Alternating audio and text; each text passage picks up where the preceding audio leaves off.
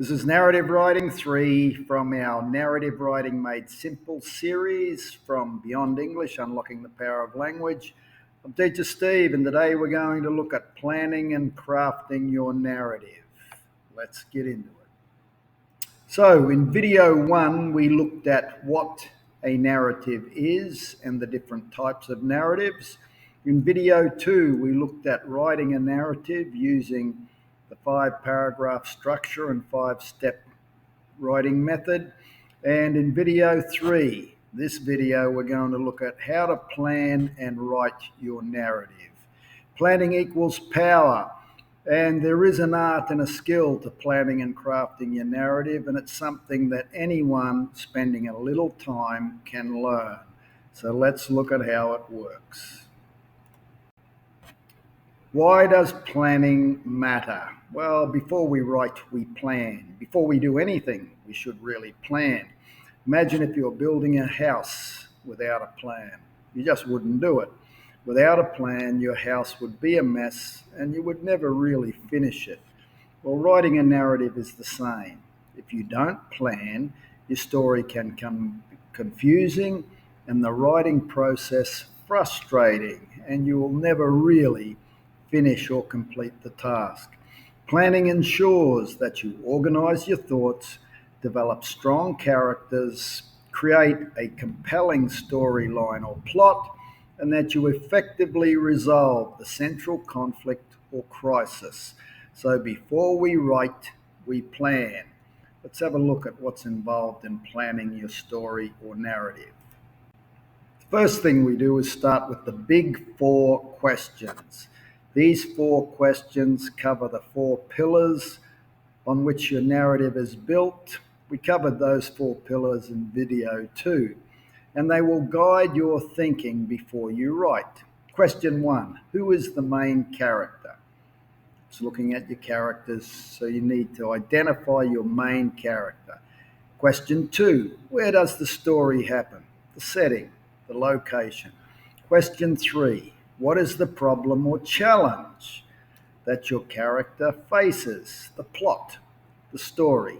And question 4, how does it end? The story. What's the solution or the resolution to the problem? So those 4 big questions, who, where, what, and how, are what we asked first.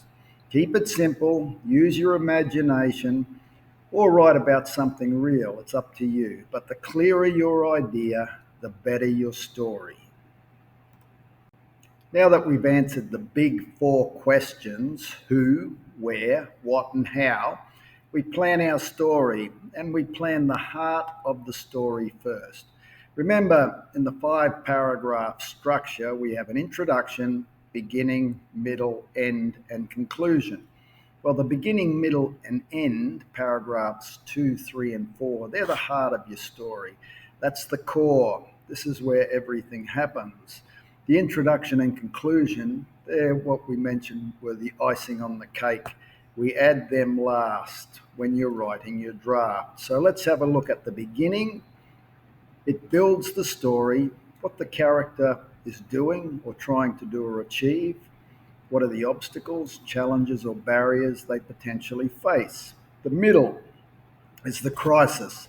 This is the major problem or conflict where the most action happens and the most emotion is experienced. This is the serious and exciting part of the story. And the end, that's where you solve the crisis. That's where you resolve the problem.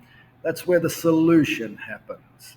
So you solve the problem or crisis, and you also mention what happens next. Let's have a look at a simple planning example. Our story is called The Lost Cat. Let's start with the big 4 questions. Who? A boy named Peter. Where? The park.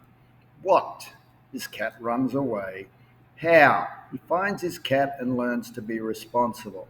So we've answered the big 4 questions, and this has given us a beginning, a middle, and an end to the story.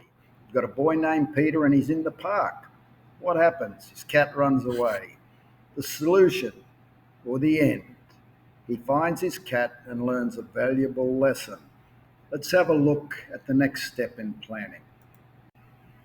So now we want to start planning, put together our outline, the story skeleton. A strong story has a clear beginning, middle, and end, and we want to start with a simple outline. The beginning, Peter and his cat are in the park. The middle, a stray dog appears and chases the cat. Peter chases the dog away. Now Peter can't find his cat. That's our crisis. The end. Peter hears the cat meowing. He finds his cat in a tree and he learns a valuable lesson about responsibility. So this is our story skeleton or outline. Now we have to add some detail before we start writing. So when we add detail, we want to bring the story to life and develop emotional impact. We're going to look at the prompts below to expand your story outline. And when you're doing this, you want to think or imagine the scenes of your story like a movie. What do you see? What do you hear? What do you feel? And what do you think? So in the beginning, Peter and his cat are in the park. Who is Peter? And how old is he? That starts. We want to describe Peter, who he is, and how old is he? What's his cat's name? What type of cat is it? What is their relationship like? Is Peter protective of his cat? Is he playful? Is he distracted? Is his cat his best friend? Is his cat a new friend? What are Peter and the cat doing in the park? Why are they there and what are they actually doing? And what kind of day is it? Is it a sunny day, a rainy day, a windy day? Is it busy in the park or is it quiet? So these are all things that we can add to the beginning of the story to bring our story to life. Now let's do the same thing for the middle of the story. This is our problem or crisis. This is where the action really happens. A stray dog appears and chases the cat. Peter chases the dog away and then he can't find his cat. So let's add some detail. What does the dog look like? Is it big or small, dirty or clean, scary or playful? What sounds do the cat and dog make when their dog is chasing the cat? Are they growling, barking, hissing? How does Peter chase the dog away? And what is he shouting or doing when he does chase the dog away? How is Peter feeling during this moment? Is he scared? Is he angry? Is he panicking? And where does Peter search once he loses the cat? Behind the trees, under benches, around the pond? Is he crying? What is he saying, feeling, or thinking as he looks?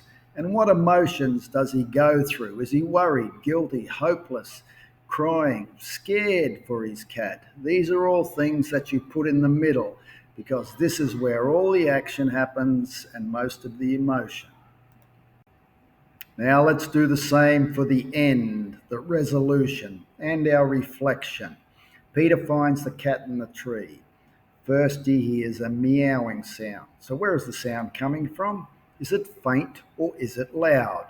What is Peter feeling just before and just after he hears the meowing sound? What thoughts are going through his mind? Then we have the rescue. How does he spot the cat in the tree? And how does he feel when he first sees the cat? What does he do to rescue it? Does he climb the tree or call for help? Does he rescue the cat on his own or do people in the park help him? How does the cat look?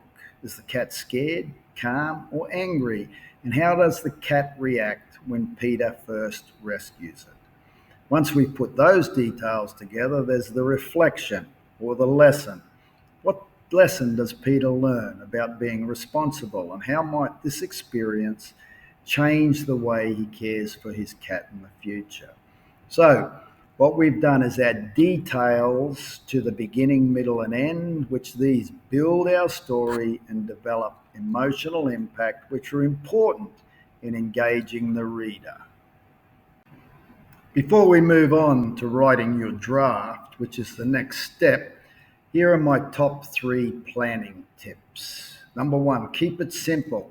You don't need big words. At this stage, when you're planning, you just need clear ideas.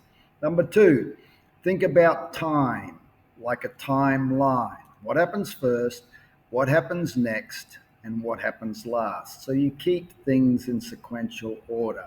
And number three, focus on one main character. So in this story, you're focusing on Peter, what he's doing, what he's feeling, because that way you keep your story focused and strong.